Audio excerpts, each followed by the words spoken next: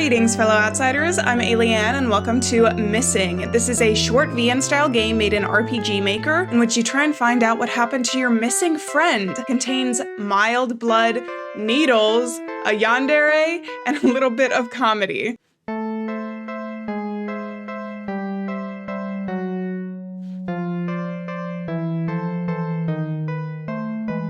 Okay, anyway, now that I'm done being goofy, let's do a new game. Hee. Why did I do that like Michael Jackson? What are you laughing at? I added your Polaroid to my notebook. Ugh, I don't look good in that photo though. No, look, it's like you're preserved here in my notes forever. Isn't that cool? I guess it's a nice thought. Right? I hope we can look back on this summer in the years to come and reminisce over the good old days. Aw. Today, me and my BFFs went to the local bakery. We met something there as well, which is nice because I hadn't seen Emmy Pruzo long. We all had a blast catching up with each other, and I can't believe I forgot to take a Polaroid to commemorate the occasion. I definitely remember to do so next time. Okay, sorry, I wanted to read the page. Right? I hope we can look back on the summer and remember those good times. I hope we stay friends forever. Aww. No, and now they're missing. Your friend has been missing for over a week now. The local police weren't getting anywhere with their search. It's a small town, and missing people cases like this are rare and far between. You guessed that the lack of progress made in their investigations were due to the fact that they were ill-equipped to handle something like this. Or maybe they're just incompetent. So you decide to take matters into your own hands. You've had your suspicions. In fact, you've been suspicious of him for a while. It wasn't based on anything concrete. He's well liked in the community and seems to be a normal guy. It was just an uncomfortable gut feeling. And so, I got scared by the birds. Man, they're loud. And so you find yourself standing outside a small house on the outskirts of the town. You look down at your notebook. Petunia's plan, police badge. Gotta Google it. Detective, get info. The plan was to enter his home under the guise of an official investigation. You'd have to impersonate a detective, which might get you in trouble if discovered, but if it all goes well, you'd be able to collect evidence you need to find out what happened to your friend. Or maybe you were wrong. Maybe he's innocent and you're just blowing things out of proportion because of a gut feeling. You look back up at the house. It's a simple one-story building and it looks quite homely. There are just plants and other trinkets decorating the patio, and the lawn is neatly kept. You feel a small pang of guilt for intruding on such a peaceful-looking home, but that feeling slowly morphs into a sensation of fear. There's a chill running down your spine as you approach the front door. You stand outside, shifting from one foot to the other. This is it. Should you continue? It's not too late to back out now. I'm going to back out this first time because I'm wondering if this is an ending. You bit your lips nervously. This was a bad idea. There's so many things that could go wrong. For all you know, he could be completely innocent. You'd be accusing him of a crime he didn't do and trespassing onto his private property. On top of that, you'd definitely get into some legal trouble if you were found impersonating an authority figure. Head hanging low, you step back from the door. For a moment, your friend's smiling face flashes in your head. The guilt. You take one last look at the house, and then you leave. Ending 1, coward. Okay, so that is the first ending. All right, we are back, and we are going to continue into the house. You were nervous, yes, but you were also determined to seek out any clues that might help find your friend. You quickly smoothed out the creases in your dress, making yourself look presentable. With renewed resolve, you knock on the door. Knock, knock. There's a small shuffling noise coming from within. One moment! You hear footsteps approaching, the door creaks open, and a friendly face steps to greet in front of you. Why is he wearing a conductor's cap? You've seen him around a few times, but his strikingly unusual appearance always seems to surprise you. Can I help you? His sudden question knocks you out of your stupor. Oh, yes. You pull out a fake badge with a fake identity from your pocket. I'm out of screen. There, now. I'm Detective Quinn with Border Springs Police Department. You're Crow, correct? Crow glances at your hastily made badge. For a moment, you're worried he's caught on to you, but then he gives you an affirmative smile. That's me. I'm just here to ask you a few questions in pertinence to an ongoing missing persons investigation. Do you mind if I come in? Perfect, just as you'd rehearsed. And it doesn't sound rehearsed at all. He eyes you for a moment. A missing persons investigation? Mm-hmm. Your palms begin to feel sweaty from all the nerves.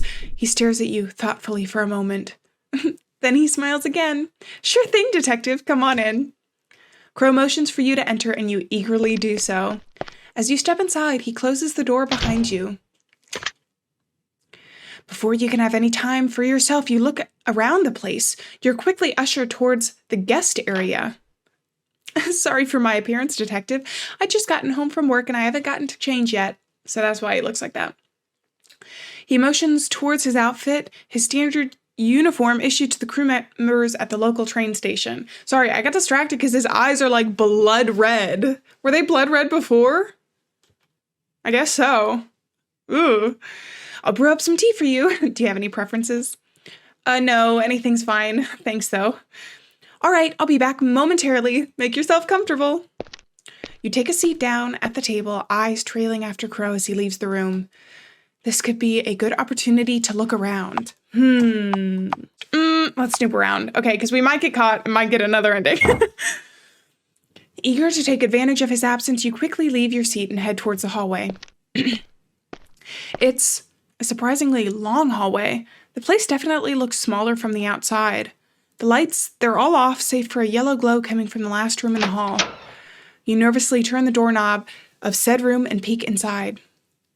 It's a walk-in closet? Rows of clothing are neatly hung on the closet rod. Everything is meticulously arranged by color. Blue, white, black. You walk deeper into the wardrobe room, a little surprised that people actually have rooms this size dedicated to clothing alone. That's when you notice it. Inconspicuously placed on a table full of gloves, a blood-stained pear lay out in the open. You shakily step closer to get a better look, reaching out to pick up the piece of evidence you needed. I came to grab a new pair of gloves, but I didn't expect to have you beat me to it. Hi. You nearly jump out of your skin at the sudden noise.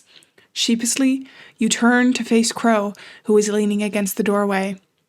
Upon your repositioning, he notices the specific article of clothing you were trying to grab. Ah, that. I was field dressing a rabbit the other day. And don't worry, I've got a license. It was understandable. Many residents of Border Springs participated in the hunting of wild game during the season, but despite that, you still feel chills going down your spine. Now, I am a little uncomfortable with a young lady such as yourself going through my clothes. How about we call it a day here? I do have some matters to attend to. You nod meekly, embarrassed that he caught you at such a bad time, and you are swiftly escorted out of his home.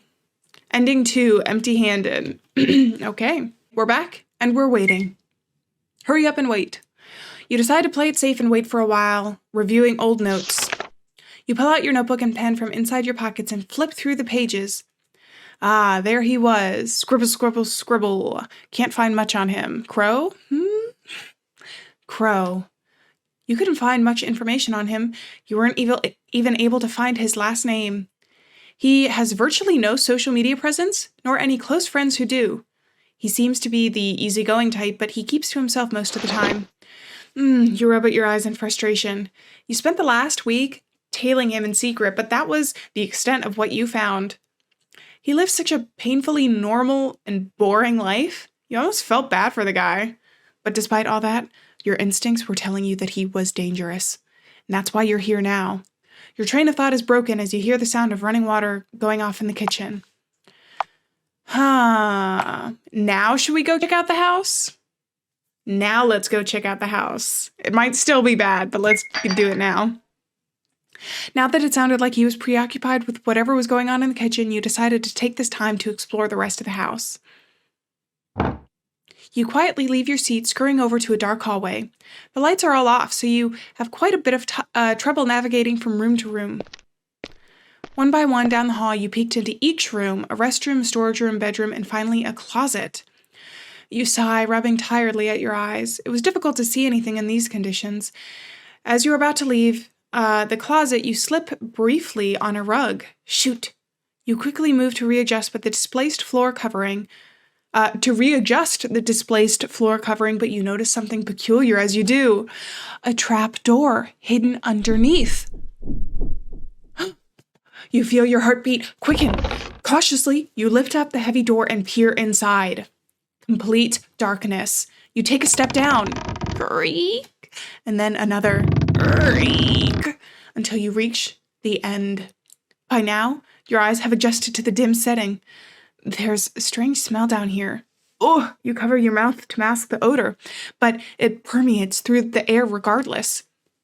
And then you see it. A wall strewn with pictures of them. Your missing friend. Red ink scribbled all over every photograph. Proclamations of love towards them and threats of violence towards anyone who dared interfere, including me, I'm assuming, up there. You backed up a little at the sight. Creak. You froze. That wasn't you. It came from behind. Now you've done it. Oh, look at this guy. I was going to let you go, you know. Detective Quinn. Or should I say, Petunia Flores. I knew he knew, because, like, the badge and everything. I thought humoring you in your little game of detective might satisfy that troublesome sixth sense of yours, but I can't believe you managed to sniff this place out. No, Crow. That's a cool eye effect. Shame, really? Shame. Out of all the inconveniences in my way, you are still tolerable to some extent. He pulls out a needle. There's a murky substance inside. I do hope you don't take this personally. I was going to let you go, really, promise. But the circumstances have changed. And well, I can't have you getting in the way of my love. Ending 5, missing. Have you seen this girl? Well, that didn't go as planned. Okay, let's go again. Not go into the basement. Okay, we're back here, and now we are going to stay in our seat. Unable to muster up the courage to leave your seat, you stay put in your spot, fingers nervously tapping on the edge of the table. The whistling of the kettle goes off in the kitchen, and you can hear the clatter of cups and utensils as Crow prepares the tea. After a few more minutes, he returns with a silver tray in hand. He gently sets down a piping hot cup in front of you. Sugar? I'll pass. He sits down across from you, and he doesn't touch his tea. So, what did you come to me for? Ask him out or question him? Let's ask him out. Are you serious? Yeah. Yeah. Buckets of sweat are dripping down from your face. Crow seems a little uncomfortable at your sudden weird behavior. I came today to, ask... Crow raises an eyebrow. Ask you, on a date? There's a long silence between the two of you. Oh, he's close to us now. Get out of my house. Yes, sir. Ending 4, not a dating sim. Okay, fair, I guess. He didn't like our proposition. Let's go back. Okay, this time we're just gonna question him. You try to keep your facade as a detective, asking him questions about his relationships, his personal life, his schedule, and alibi. Of course, you weren't able to pick up on any inconsistencies, and your line of questioning was inefficient and lacked substance. This back and forth goes on for about half an hour, and before you decide to finally cut your losses and leave, you rise from your seat, tucking away your notebook and pen back into your pocket. Will that be all, Detective Quinn? You sigh and give him a small nod, making your way toward the door. Crow trails behind you, seeing you out. There's a feeling of defeat from not having gotten anything worthwhile out of this whole encounter, but you thank him for his time anyway. Glad to have been of help, Detective. You give him a half-hearted nod as you walk across his front lawn. If you ever need any more assistance with that investigation of yours, do feel free to come by for tea again sometime, Petunia Flores. He said her name. You stumbled mid-step. You never told him your real name. You turned back to face him, but he was already gone.